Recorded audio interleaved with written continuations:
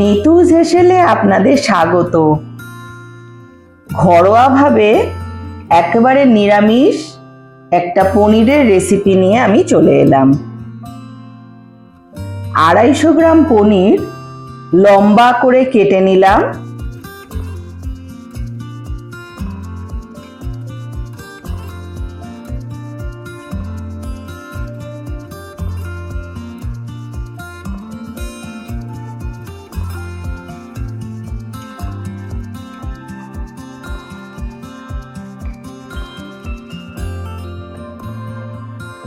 লম্বা টুকরোগুলোকে আবার মাঝখান থেকে কেটে নিলাম।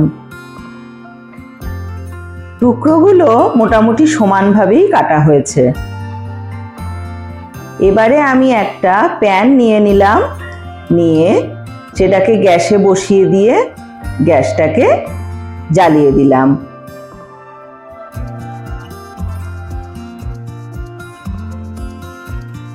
প্যানটা গরম করে নিয়ে তার মধ্যে আমি 1 চামচ পরিমাণ ঘি দিয়ে দিলাম।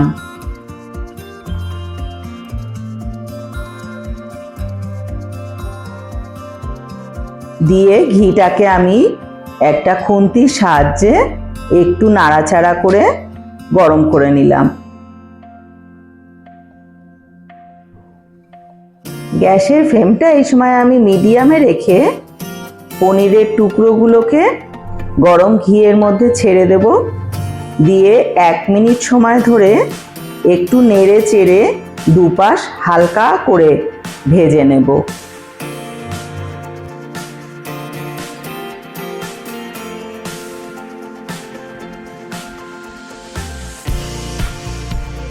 আগে থেকেই আমি জল গরম করে রেখেছি।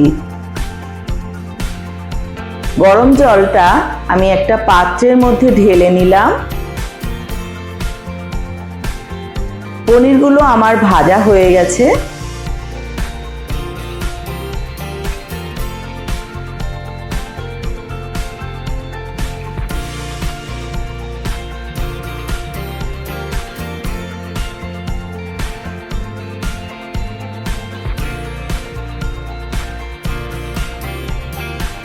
এবারে আমি ভাজা পনির টুকরোগুলোকে এই গরম জলের মধ্যে তুলে ভিজিয়ে দেব।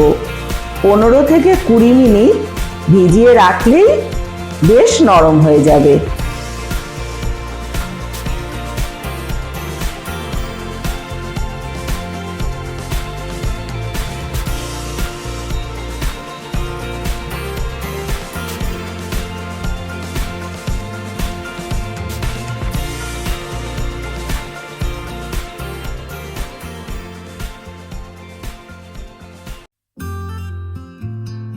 কড়াইতে অল্প করে সাদা তেল দিয়ে তেলটাকে গরম হতে দিলাম।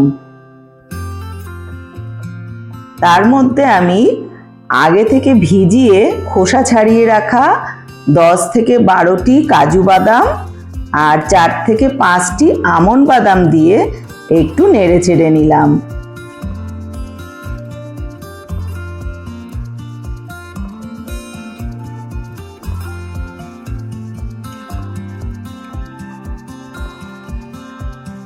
এবার আমি 2 থেকে 3টি এলাচ দিয়ে এলাচটাকেও একটু নাড়াচাড়া করে নিলাম।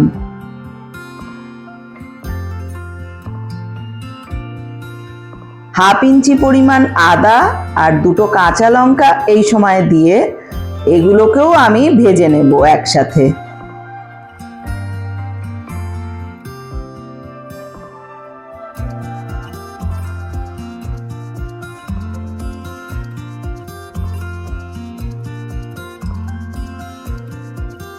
সব ঠান্ডা হলে ভাজা মশলাগুলোকে আমি গ্রাইন্ডারের মধ্যে নিয়ে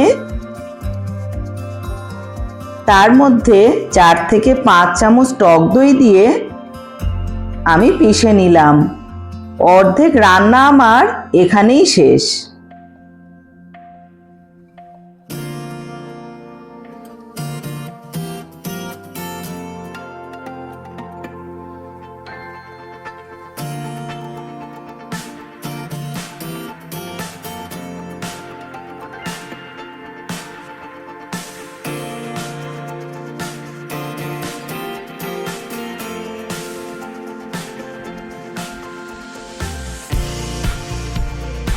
ওই একই প্যানে 1 চামচ তেল দিয়ে হাফ চা চামচ জিরে, 2 থেকে 3টি লবঙ্গ,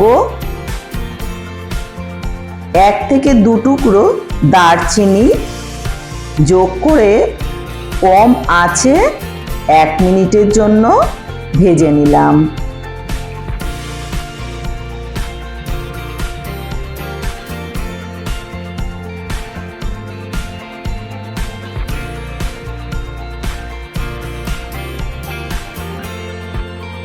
মিক্সিতে পিষে রাখা বাটা মশলাটা দিয়ে কষাতে হবে যতক্ষণ না সুগন্ধ বের হয়।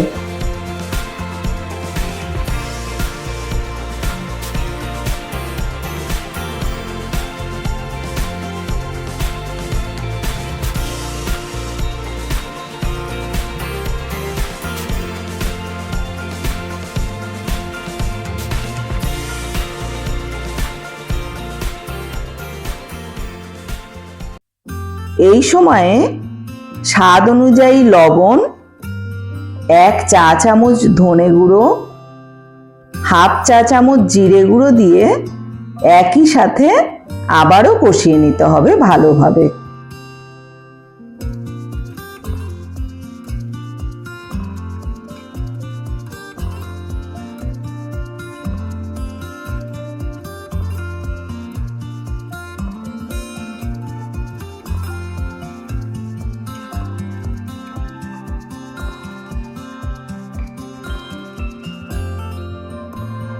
মশলার কাঁচা গন্ধ চলে গেলে গরম জলে ভিজিয়ে রাখা পনিরের টুকরোগুলোকে মশলার মধ্যে ছেড়ে দেব।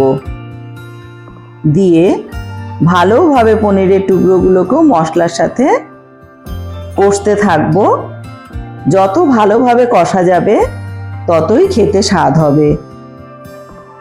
ভালোভাবে নেড়ে চেড়ে আমি 2 মিনিট ধরে এটাকে কষে নিলাম।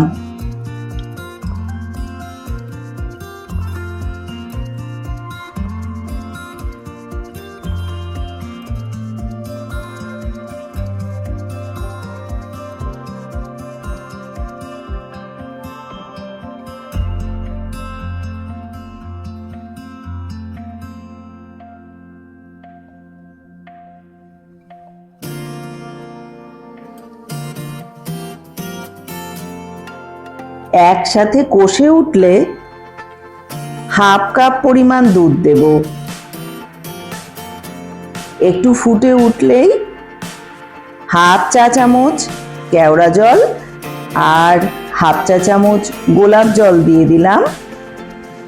এই সময়ে 1 চিমটে স্যাফরন যোগ করা যায়, তবে এই মুহূর্তে আমার কাছে নেই, তাই আমি দিলাম না।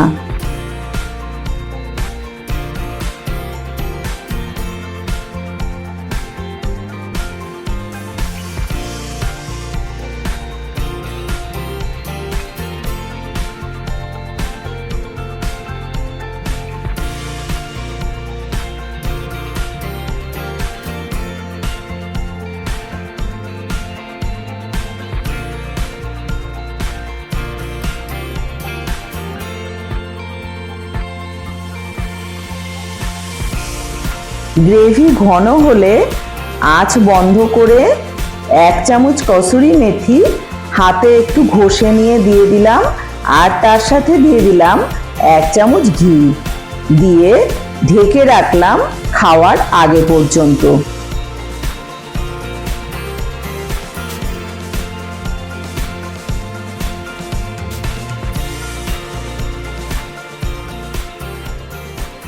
একটা সার্ভিং বলে আমি নামিয়ে নিলাম। আমার রেসিপিটি ভালো লাগলে আমার চ্যানেলটি সাবস্ক্রাইব করে পাশে থাকা বেল আইকনটি প্রেস করে দেবেন, যাতে আমার ভিডিওর নোটিফিকেশন আপনাদের কাছে খুব তাড়াতাড়ি পৌঁছে যায়। সুস্থ থাকবেন, ভালো থাকবেন, পাশে থাকবেন। আমি নিতু আবার আসছি পরের রেসিপি নিয়ে।